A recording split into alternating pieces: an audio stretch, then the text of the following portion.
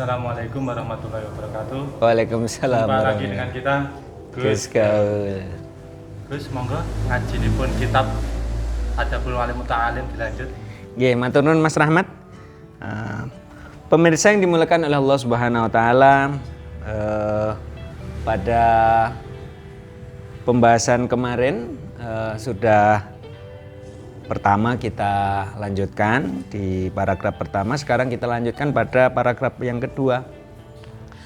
Amma ba'du faqad ruwiya an Aisyah radhiyallahu anha ar-Rasulillahi sallallahu alaihi wasallam haqqul waladi ala walidihi ayyuhsina ismahu wa yuhsina maradha'ahu wa yuhsina adabahu. Diriwayatkan dari Siti Aisyah dari beliau, dari Rasulullah Shallallahu Alaihi Wasallam, bahwa haknya seorang anak itu yang diperoleh dari orang tuanya ada 3 perkara, Mas. Yang pertama adalah mendapatkan nama yang baik dari orang tuanya. Jadi memberi nama itu penting itu. Kalau kita memberi nama itu, kalau bisa ya cari nama yang baik. Mau dikombinasi ada nama Arab di belakangnya nama Jawa karena menghormati hasanah budaya lokal, nggak ada masalah. Tapi yang penting adalah bagaimana filosofi memberi nama itu adalah doa.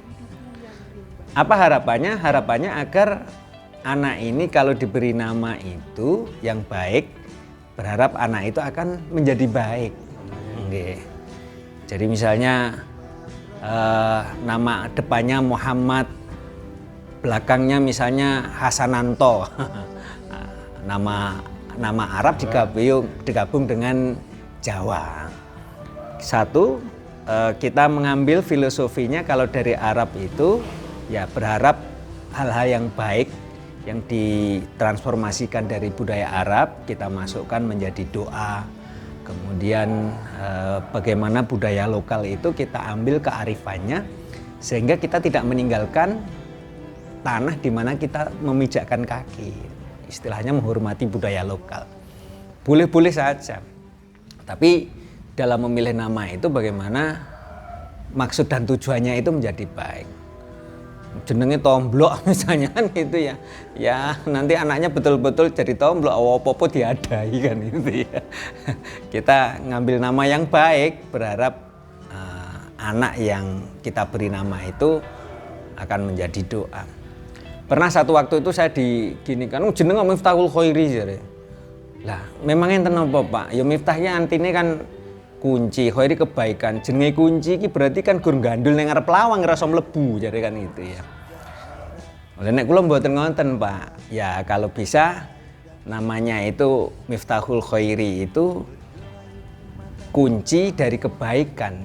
Jadi tidak berhenti di kunci tetapi bagaimana ya harapan orang tua kita itu kita selalu berbuat baik. Ya, membukakan jalan bagi orang lain. Jadi jangan kalau ada orang membukakan jalan bagi orang lain ditutup-tutupi cegat rauleng. Ya cah kira patut. Nah, ya jangan.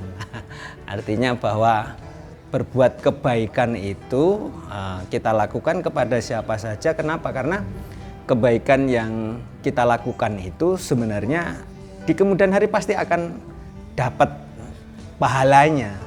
Sebagaimana yang disampaikan oleh Allah, wa ma tuqaddimu li anfusikum min khairin tajidu indallah. Jadi amalan-amalan apa saja, kebaikan-kebaikan yang kita lakukan di dunia ini untuk kebaikan jiwa kita, pasti di kemudian hari itu pahala itu akan kita peroleh. Jadi nggak usah ngersulo, Mas, kalau hari ini kita berbuat baik itu harus dicatat sopo aja nggak peduli. Yang penting kita mengikuti semboyan khairun nas anfa'uhum linnas, bahwa sebaik-baik manusia itu adalah orang yang bisa memberikan manfaat kepada orang lain.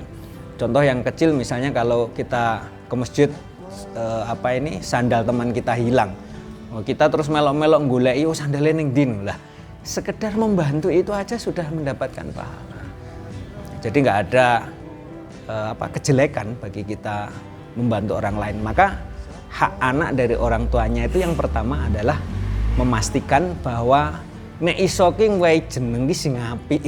Kenapa? Karena nama itu doa gitu ya. Jadi bagaimana kita sebagai orang tua itu memberi anak kepada anak kita itu ya dengan sebutan yang baik, harapannya apa? Anak itu akan menjadi nama itu akan menjadi doa bagi anak itu sendiri. Ya.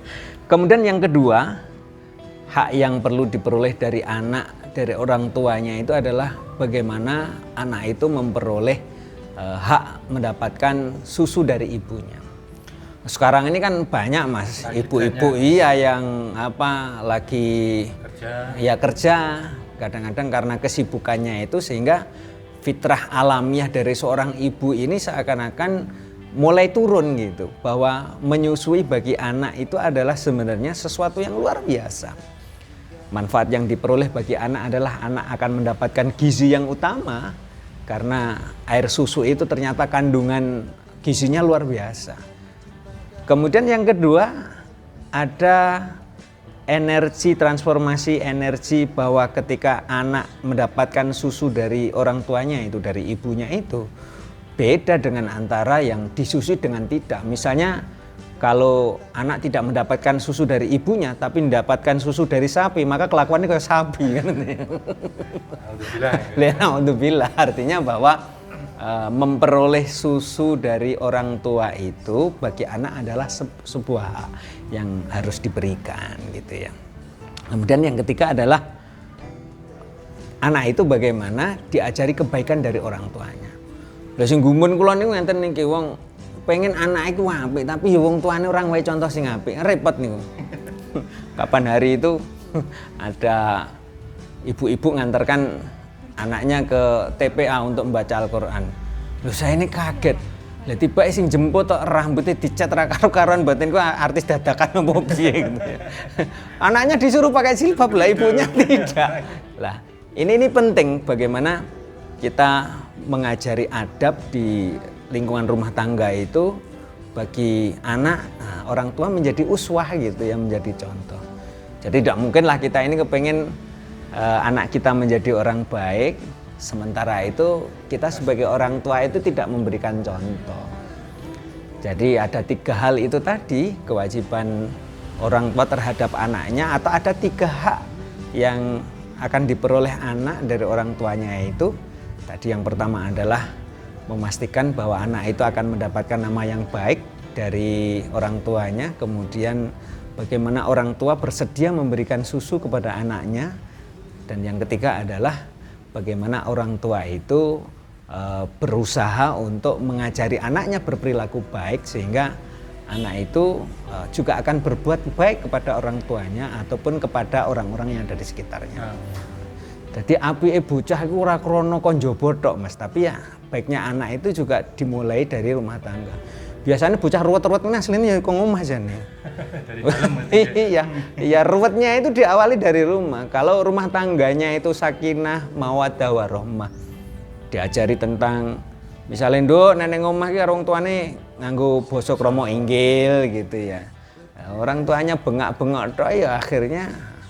Tapi sebenarnya begini, bagaimana transformasi adab di rumah itu bisa diberikan kepada anak kita ya melalui kebiasaan sehari-hari. Misalnya kita pastikan waktu sholat, misalnya ada azan, bagaimana anak diajari untuk segera bergegas menuju masjid, Mas. Mau anaknya kok nang masjid bapaknya ora tau budal ya repot nih.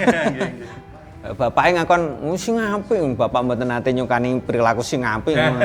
Akhirnya nggih, ya itulah sebenarnya bagaimana orang tua itu memberikan teladan kepada anak-anaknya sehingga anak-anak pasti akan mengikuti kebaikan yang dicontohkan orang tua. Lamun bocah ora gelem melok wong tuane iki ya biasane enek apa-apa gitu loh ya. Jadi maka ya kita berharap bagaimana adab yang dicontohkan orang tua itu bisa menggerakkan kesadaran hati anak itu sendiri menjadi baik. Jadi ini wow. Kira-kira niki sementara begitu aja ya. Nanti kita lanjutkan akhirnya. Terima kasih. Monggo ayo. Assalamualaikum warahmatullahi wabarakatuh. Waalaikumsalam warahmatullahi wabarakatuh. Demikian pemirsa, 3 manfaat yang disampaikan oleh Gus Gaul semoga menjadi hasanah bagi orang tua sekalian. Terima kasih. Wassalamualaikum warahmatullahi wabarakatuh. Waalaikumsalam warahmatullahi wabarakatuh.